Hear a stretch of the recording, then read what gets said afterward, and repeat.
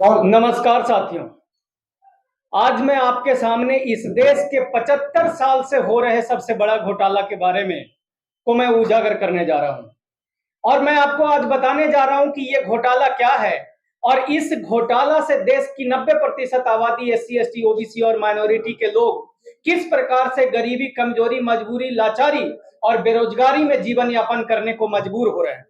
तो साथियों, इसको मैं ये भी बताऊंगा कि इसका निवारण क्या है और मैं आपको ये भी बताने वाला हूं कि इसके निवारण से इस देश का आर्थिक, सामाजिक, राजनीतिक, खास करके इस देश की 90% आबादी जो एससी एसटी ओबीसी माइनॉरिटी के लोग हैं उनको नौकरी भी मिलेगा, रोजगार भी मिलेगा, आर्थिक सहायता भी मिलेगी और वो सामाजिक रूप से मजबूत भी होंगे।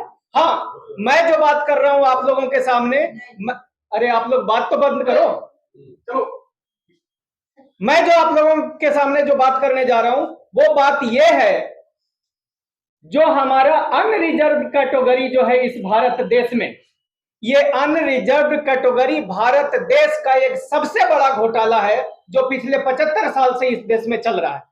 पिछले 75 साल से मैं इसको देख तो सब लोग रहे हैं लेकिन महसूस कोई नहीं कर पा रहा है कि ये एक घोटाला है। मैं समझाता हूं आपको। आपने सुना होगा इस देश में एससी एसटी ओबीसी और ईडब्ल्यूएस कैटेगरी और एक जो अंतिम है वो है अनरिजर्व कैटेगरी। आपको मालूम है ये अनरिजर्व कैटेगरी में हम सब लोग अपना अपना योगदान, अपना पेट काट के अनरिजर्व कैटेगरी बनाने का काम करते हैं। लेकिन इस अनरिजर्व कैटेगरी से इस अपेक्षा हम लोग रखते हैं कि जब ये कैटेगरी के लोग सरकारी नौकरी में आएंगे, जो प्रबुद्ध लोग हैं वो सरकारी व्यवस्थाओं में आएंगे, तो ये लोग आके हमारे देश को मजबूत और ताकतवर बनाने का काम करेंगे। लेकिन नहीं हुआ ऐसा पिछले 75 सालों में। उन लोगों ने इस देश को और दूसरे तरफ धकेला। उन लोगों के कारण, इस देश का अनरिजर्व कैटेगरी के कारण आज इस देश में जाति नाम का जो जहर है वो जरूरत से ज्यादा फैलता जा रहा है और इस हद तक फैल गया कि आप एनसीआरबी का रिपोर्ट आप देखोगे उसमें से 50% और उससे ज्यादा जो क्राइम होते हैं वो जातीय आधार पर होते हैं इस देश में। तो मैं आपको बताना चाहता हूं कि इस देश के गरीबी, कमजोरी, लाचारी और मजबूरी और पिछले 75 साल में ये जो भारत देश विकासशील से आज तक विकासशील रहा उसका सबसे बड़ा जो कारण है वो यही है, आपका अनरिजर्व कैटेगरी में नौकरियां। अब देखिए, इसको समझिएगा कि अनरिजर्व कैटेगरी में हमारा क्या योगदान है। एससी समाज, एसटी समाज अपना 3 से 4% जो है अपना पेट काट करके, जैसा आप लोगों ने सुना होगा कि एससी समाज की आबादी 17.5% है इस देश में, लेकिन उनको रिजर्वेशन मात्र 15% मिलता है। वैसे ही एसटी का आपने सुना है, जो वर्तमान डाटा हमारे पास है, हालांकि ये डाटा भी बदल सकता है, हमारी संख्या और बढ़ेगी, लेकिन खैर मैं उसी डाटा पे बात करता हूं। तो तब मैं कहता हूं कि जब एसटी समाज का 8.5% उनका आबादी है, उनको आरक्षण मिलता है कितना, 7.5%।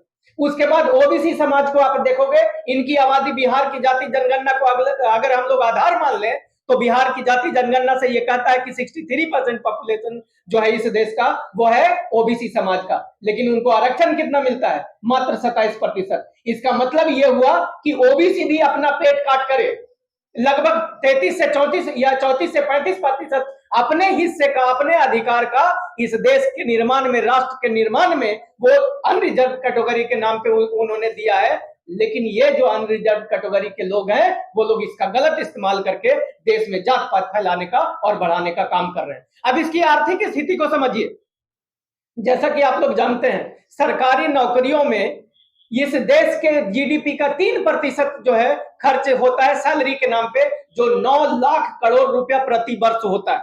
उस 9 लाख करोड़ प्रति वर्ष में 50% भी अगर हम, 49.5% है वैसे, 50% भी हम मान लेते हैं तो 4.5 लाख करोड़ रुपया हमारे हिस्से का आता है। और हमारे हिस्से का आता है उसकी भी स्थिति हमने दिल्ली यूनिवर्सिटी में आरटीआई करवाई। आरटीआई से पता चलता है कि दिल्ली यूनिवर्सिटी में आज के तारीख में लगभग 70 से लेके 85% सीटें एससी की, एसटी की, ओबीसी की खाली है आज भी।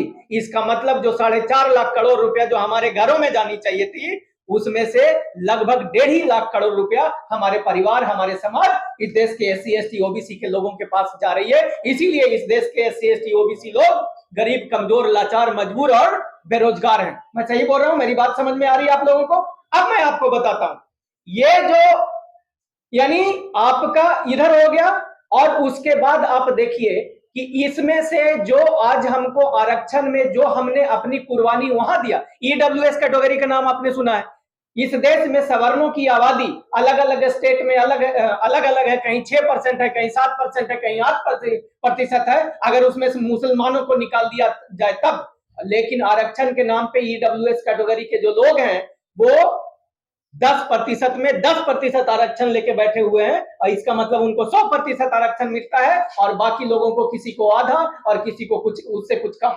तो इसका मतलब ये हो गया कि इस देश में 6 लाख करोड़ रुपया जो एससी एसटी ओबीसी माइनॉरिटी समाज के लोगों का है, उन लोगों का पैसा इस देश का अनरिजर्व कैटेगरी के नाम पे जा रहा है और इससे देश को कोई लाभ नहीं मिल रहा है। तब हम लोग यहाँ पे प्रपोज करते हैं, WTP, डायमंड परिवार, यदुवंशी महासभा और इस देश की सारी बहुजनों की जितनी भी संस्थाएं हैं, वो सारी बहुजनों की संस्थाएं ये प्रपोज करती है कि जनरल यानी अनरिजर्व कैटेगरी के जगह पे एक नया कैटेगरी लाया जाए जिसका नाम हम लोग राष्ट्र निर्माण कैटेगरी रखें। समझ रहे हो? उसका नाम राष्ट्र निर्माण कैटेगरी। और राष्ट्र निर्माता ये कौन कौन लोग होंगे, इस कैटेगरी में कौन लोग आएंगे? तो इस कैटेगरी में वो लोग आएंगे जो अंतर जातीय शादी करेंगे या इंटर कैटेगरी शादी करेंगे या इंटर रिलीजन शादी करेंगे। उदाहरण के तौर पे कोई एससी जो है अगर किसी ओबीसी से शादी कर लिया तो वो राष्ट्र निर्माण कैटेगरी में आएगा। कोई ओबीसी किसी ब्राह्मण से शादी कर लिया तो वो राष्ट्र निर्माण कैटेगरी में, राष्ट्र निर्माता कैटेगरी में आएगा। तो कहने का मतलब ये जो कैटेगरी अगर बनाया जाए और इसमें 25% आरक्षण हम लोग लेकर के आए उन लोगों के लिए, तो आप समझिएगा, डेटा से मैं आपको समझाता हूं। 7th पे कमीशन के बाद ये पता चल गया कि इस देश में लगभग 36 लाख लोग सेंट्रल गवर्नमेंट में काम करते हैं। बिहार की जाति जनगणना से पता चल गया कि 20,47,000 आदमी सिर्फ एक स्टेट में स्टेट गवर्नमेंट की नौकरी करता है, और बिहार जैसे इस देश में लगभग 20 ऐसे स्टेट हैं जो 20-20 लाख लोगों को नौकरी देता है। इसका मतलब अगर एवरेज हम निकाल लेते हैं तो ये जो संख्या होती है वो लगभग 4 करोड़, यानी 4 करोड़ 36 लाख लोग सरकारी नौकरी इस देश में करते हैं। और उस 4 करोड़ 36 लाख लोगों को हर व्यक्ति जो भारत देश में रहता है वो उसकी मैक्सिमम जो नौकरी करने की जो समय होता है वो लगभग 30 साल होता है। और 30 साल में इसका मतलब ये हो गया कि हर साल लगभग 14 लाख लोग रिटायर करते हैं। जब 14 लाख लोग रिटायर करते हैं इसका मतलब 14 लाख लोगों की रिक्रूटमेंट भी होती है। अगर उस 14 लाख में 25% हम राष्ट्र निर्माता की कैटेगरी में रख दें तो इसका मतलब 3.5 लाख बच्चे हर साल इसकी सीटें हर साल वैकेंसी निकलेगी। और आप लोगों को जान करके अच्छा लगेगा कि भारत देश में एक सीट पे तो कम से कम 100 बच्चा तैयारी करता है सरकारी नौकरी के लिए। मैं सही बात कर रहा हूं? इसका मतलब चलो 100 को हम छोड़ देते हैं, उसको लेकर के हम आ जाते हैं 10 बच्चा भी अगर एक सीट पे नौकरी करता है, इसका मतलब 35 लाख ऐसे लोग हो जाएंगे इस देश में जो लोग inter category, inter caste, inter religion शादी करेंगे। इसका मतलब इन लोगों के इंटर कास्ट, इंटर रिलीजन शादी करने से इस देश में ये जो जाति नाम का जहर है, जो पॉइजन ट्री है, ये धीरे धीरे दरकने लगेगा, पिघलने लगेगा और टूटने लगेगा।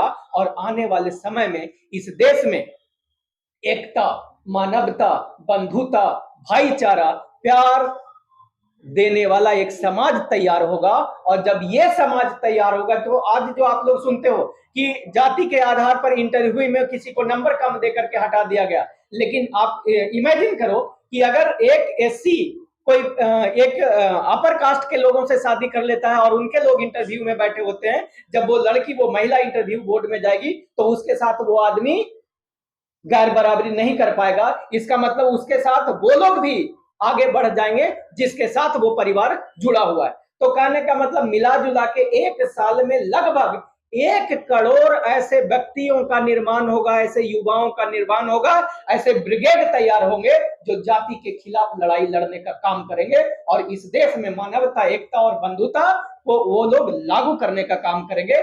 उसके बाद को कहना चाहता हूं कि इस देश में भारत निर्माण कैटेगरी को लाया जाए और इस देश की सरकारों में और सत्ता में बैठे हुए मैं खास करके बहुजन समाज के जितने भी मुख्यमंत्री इस देश में हैं, आपके माध्यम से उनको कहना चाहता हूं कि वो अपने स्टेट में ये राष्ट्र निर्माता कैटेगरी को लागू करें और उसका 25% आरक्षण करेंगे तो मैं आपको दावे के साथ कह सकता हूं कि भारत देश को कोई विश्व गुरु बनने से कोई माई का लाल नहीं रोक सकता है।